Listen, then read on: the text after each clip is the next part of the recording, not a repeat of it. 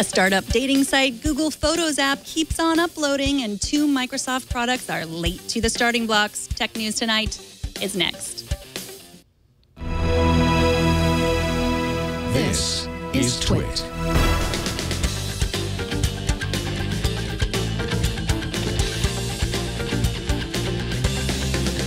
This is Tech News Tonight, episode 379 for Monday, July 13th, 2015. This episode of Tech News Tonight is brought to you by Braintree. If you're working on a mobile app and searching for a simple payment solution, check out Braintree.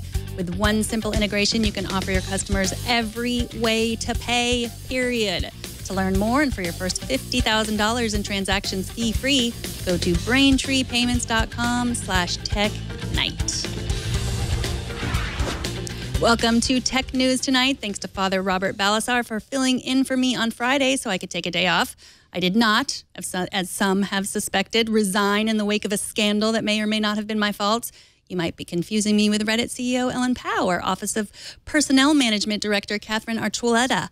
You can't get rid of me that easily. Later in the show, we'll talk to the founders of The Dating Ring, the company featured in season 2 of the popular podcast Startup. But first, today's tech news. Nintendo's president, Satoru Iwata, has died of cancer at the age of 55. Iwata became president of the gaming company 13 years ago. He helped oversee the launches of the Nintendo DS and the Wii. He was only the company's 4th president. For more information on this story, watch Tech News Today. Mike Elgin did a great interview with LA Times gaming reporter Todd Martins about Iwata's influence on the industry. CNET reports that Windows 10 will not be available on all new PCs, as reported on July 29th, which is the launch day. Vice President of Windows and Device Marketing, Yusuf Mehdi, says you'll see Windows 10 roll out on devices shortly after July 29th, and you might not see the newest operating system on devices in stores until the holidays. In other Microsoft delay news, Engadget reports that the 84-inch $20,000 Surface Hub will also not ship on time. A manufacturing issue means they will miss the scheduled September 1st ship date. If you haven't tried the new Photos app from Google yet, you might want to listen to this story before you do try it, especially if you're using an Android device. David Arnott from the Upstart Business Journal just discovered that Google Photos will keep uploading your personal pictures to its servers, even if you decide to delete the app. If you want Google to stop storing the photos you take, it's not enough to uninstall the application. You must reinstall it and then disable the backup and sync option. Google told Arnott that this was not a bug, but a feature. Coming up, what happens when 2 startup founders try to make online dating more like Uber? But first, this episode of Tech News Tonight is brought to you by Braintree, code for easy online payments. If you're a mobile app developer, check out Braintree. Braintree is the payment solution used by companies like Uber, Airbnb, Hotel Tonight, Living Social, and Munchery. Braintree has made the payment experience in these apps seamless and magical, and now you can add a similar experience to your own app. With excellent customer service and simple integration, Braintree gets you ready to receive payments quickly. And Braintree's continuous support plus fast payouts means you'll be prepared as your company grows from your first dollar to your billionth. Braintree is helping solve the problem of mobile cart abandonment by offering a best-in-class mobile checkout experience. Check it out for yourself. Braintree gives you a full-stack payment solution support for all payment types your customers might want. So start accepting PayPal or Apple Pay or Bitcoin, Venmo, cards, and more, all with one single integration across all platforms. With superior fraud protection, customer service, and fast payouts. To learn more and for your first $50,000 in transactions fee-free, go to braintreepayments.com/technight. So if you've ever used OK Cupid or Match.com or Tinder or any of the other dating services out there, you've probably at some point wished that they were simpler or more accurate or less sleazy, maybe more like Uber. That was the vision of our guests, Lauren Kay and Emma Tessler. They're the CEO and COO and founders of Dating Ring, a dating site doing something different. Welcome, Lauren and Emma. Thanks. Thank you. So, Lauren, let's start with you. This is not your first startup. Tell us how old you were when you started your first company, Smart Sitting.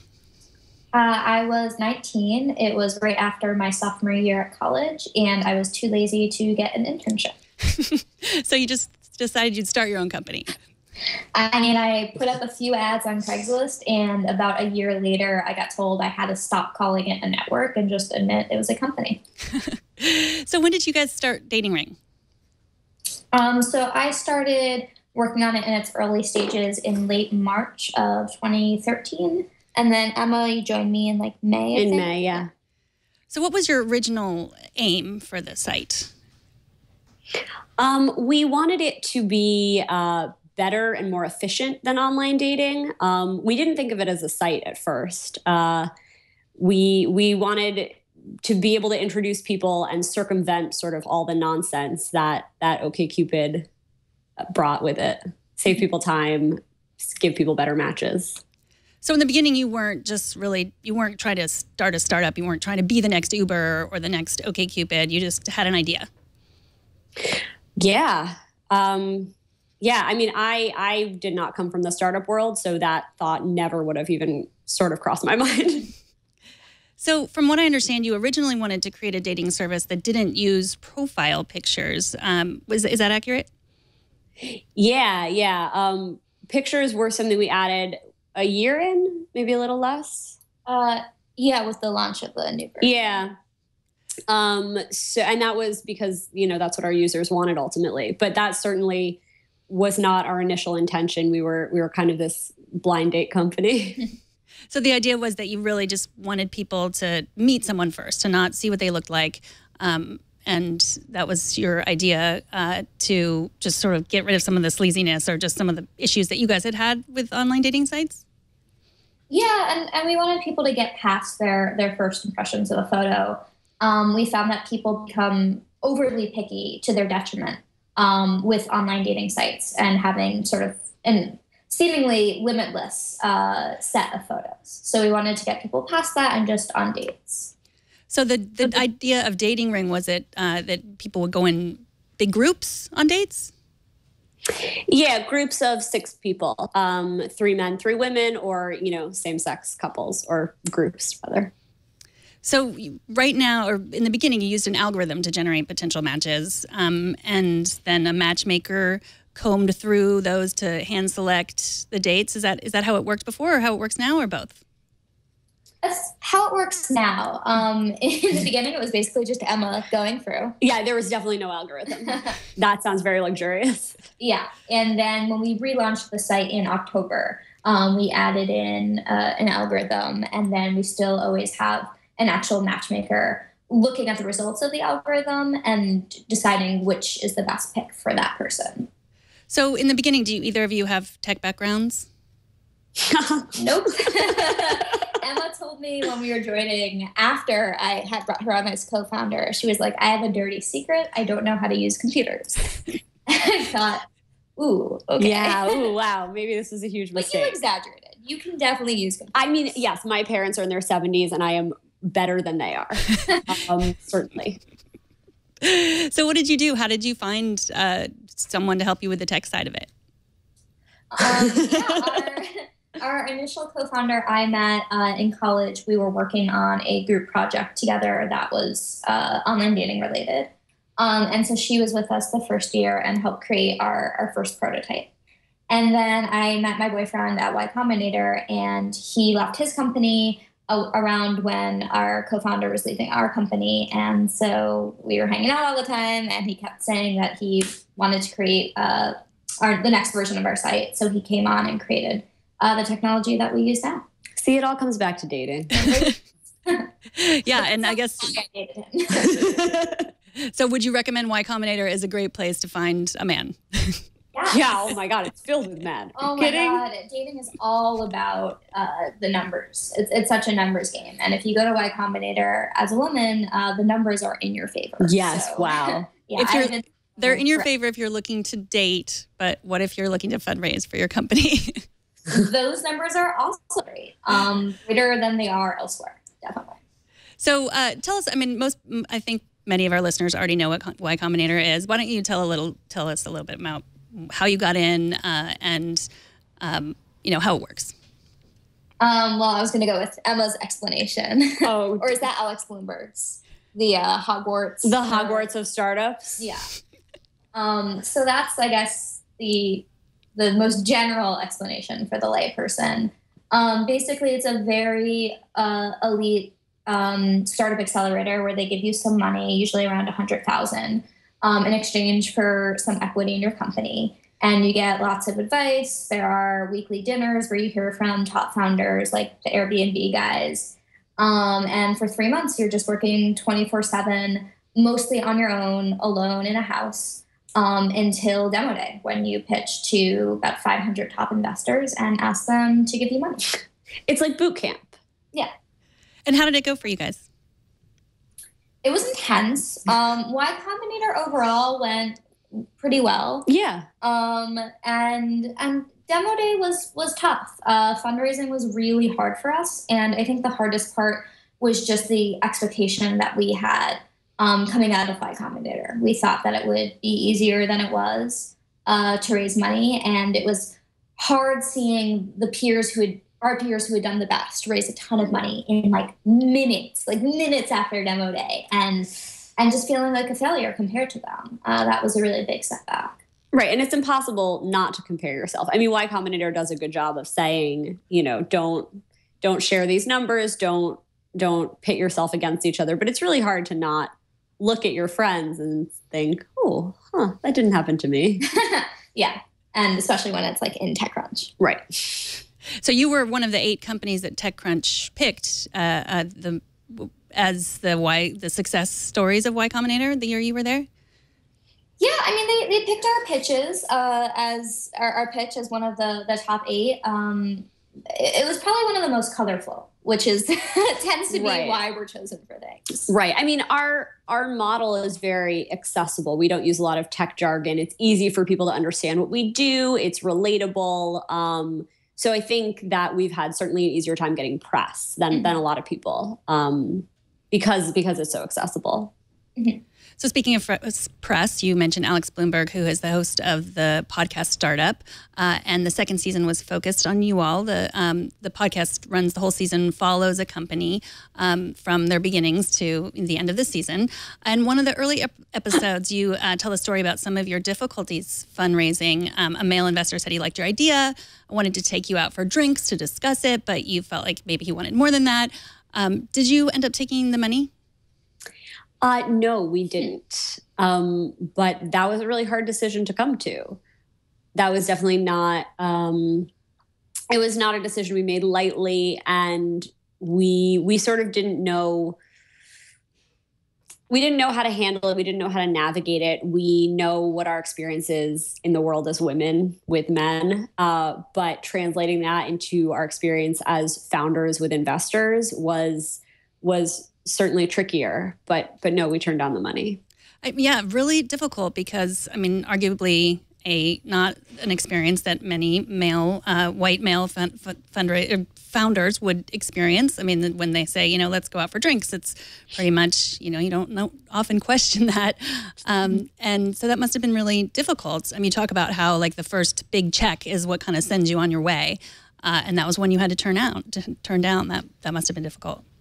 Yeah, although that was a case where, there was a bit more that happened, I think, in that first scenario, which is why we turned down the money. But there were more gray areas too, where it was just someone asking to meet at a hotel late at night, which is a normal meeting that can be had, and there are just more. There's more that you have to think about, unfortunately, as a female founder and as a male investor. Dealing with female founders, there are more boundaries you have to think about.